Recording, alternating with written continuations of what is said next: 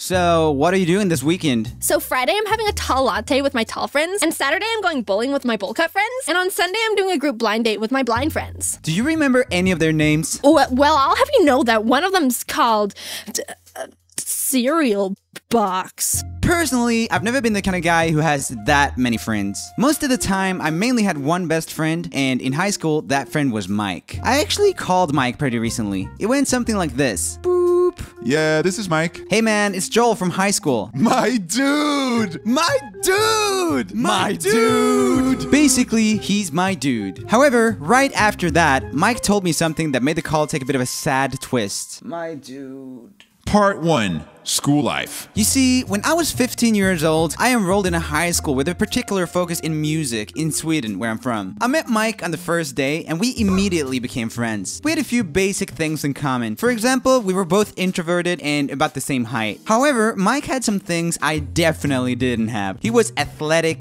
charismatic, and naturally funny. I, on the other hand, was incredibly skinny, self-conscious to a fault, and lacked any type of comedic skill. But I could throw a mean baseball.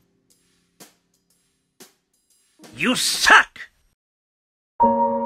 Because we were the same height and hung out together literally all the time, people thought we were twin brothers. And doing matching poses in matching outfits in the school photo didn't help that. Pretty much every break between classes, we would end up at the school cafe and have a coffee and a chocolate ball each. However, because we were total bad boys, we also skipped a bunch of classes to play each other's songs we'd written. Michael would generally write love songs, and I would write kind of emo, sad songs. My dude, check out this song I wrote. Girl, your lips are so beautiful. Girl, your eyes are a miracle. My dude, that's so sick. Check out this one I wrote. I wanna die. Skipping classes to do this wasn't the only way our friendship impacted our schoolwork. One time we got an assignment to write a paper in science about cows. More specifically, it was a paper on what might happen in the future because of the cows' methane gas pollution. That is, their burps and their farts. Haha. Somehow we didn't find the premise of that silly enough. Instead, our final paper read something like this.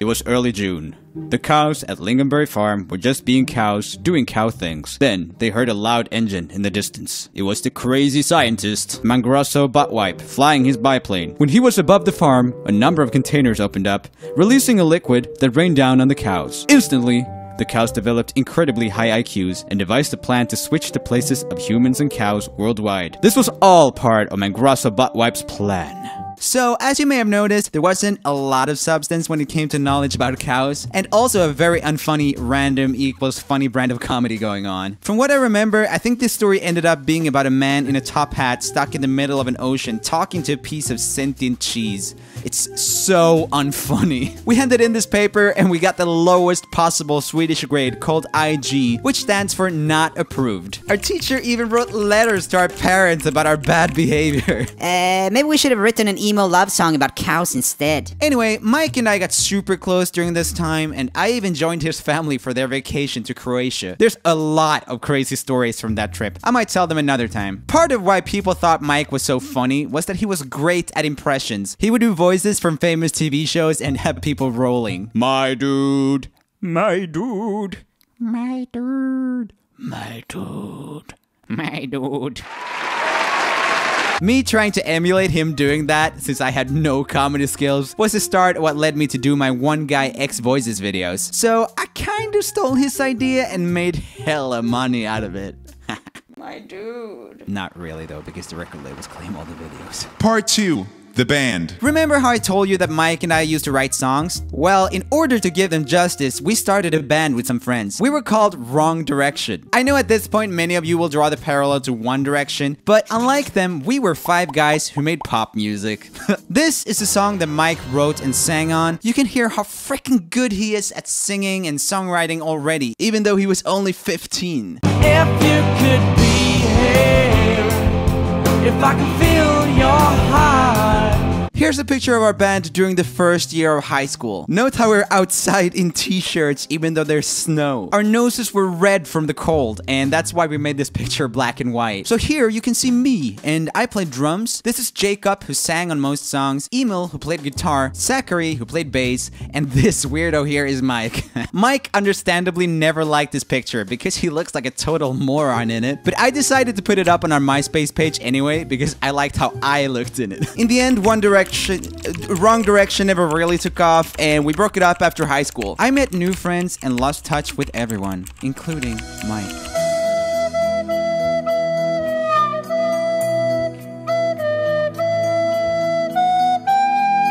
Part 3, the call. So now that you know a bit more about him, let's go back to the call I had with Mike a few days ago. As you guys know, I had gone through a breakup and I was looking to fill up the void in my life with friends that I really like and get along with. Also, side note, if you're a friend of mine and you're watching this and didn't get a call, that means I don't like you, and please don't contact me again. My dude. I'm kidding. I will always relate extra hard to Mike's life because we were such close friends and people always told us how similar we were. Except I look better in photos.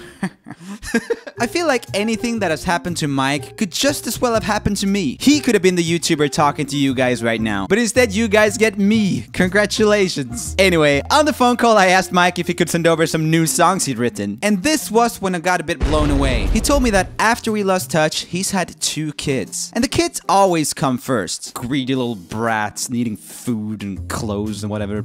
This led to him not having the money to buy music gear. He doesn't even have a working computer. To me, it sounded like such a waste that such a talented songwriter and musician can't even record. Even from a selfish perspective, I just want to hear his music for my own pleasure. I need more love songs about girls' lips. Girl, your lips are so beautiful.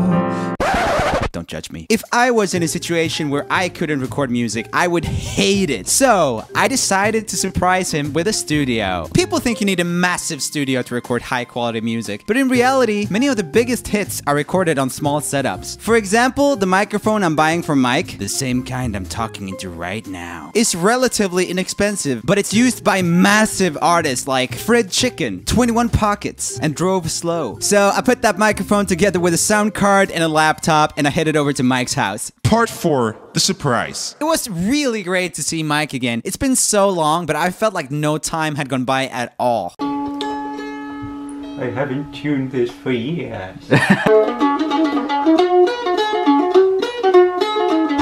What was the best part of being friends with me when we grew up, when we were like 15? I feel like I was a bit of an asshole. Yeah. You were always better than me at everything. I remember this very clearly. You were always more talented than me.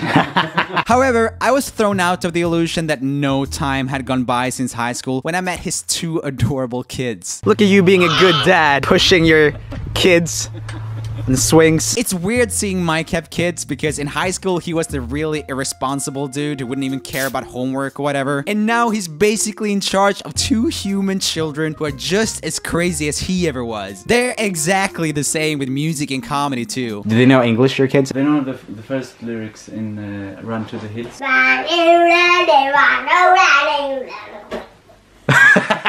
It's insane. Mike's so talented, he even figured out how to clone himself.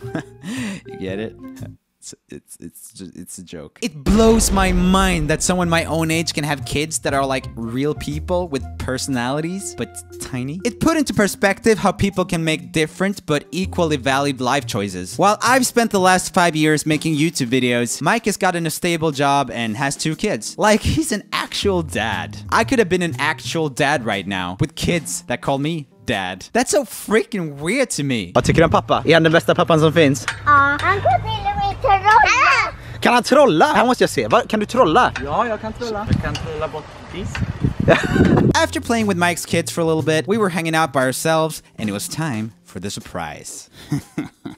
I'm still thinking about you, and it's yours. I'm still standing here. This feels like old times, man. Yeah. Having some coffee, hearing you play the guitar. It's like you never left me. Actually, I left you, I guess. Moved away. Sorry about that. So dude, I was at my parents' place and I saw something that has to do with you and me. I've got it in the car. Do you want to see it? Yeah. It's a surprise. surprise. Yeah, it's pretty funny. Don't get your hopes up. It's in an old t-shirt. Yeah, like an old underwear. An old picture of us naked together. No, No. Yeah, I have it. Anyway. Is it something here? Yeah. Oh yeah. Sorry, this is some gear here. Actually, all of this gear is for you. No. This is a new computer here. This is a microphone. This is a sound card. What? You're way too talented, dude, to not be able to record. When I heard that, I was just like, even if you only get like 1 hour every 2 weeks, I think you should be able to do it. I just. Oh, it's you know. too much for me. No. No, you're only lying. No, I'm not lying. I'm not lying. Vad i skärmen då?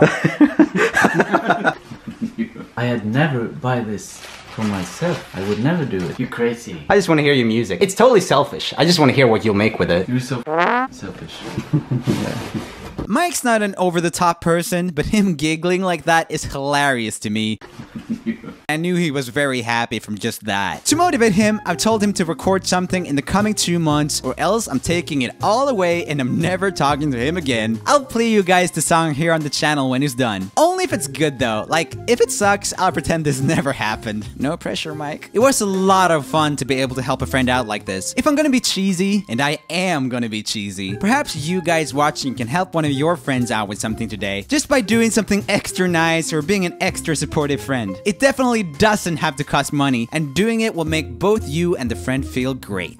Thanks for watching, and I'll see you guys next time. Bye. Thanks for watching the video, guys. I know it's different, but we worked really hard on it, so I hope you guys like it. If you want to do something supportive for me, you can like this video, subscribe, and put on notifications. Maybe leave a comment like, Wow, Rumi, this video was not awful. let me know what you thought about this new kind of video in the comments, and I will see you soon. Bye.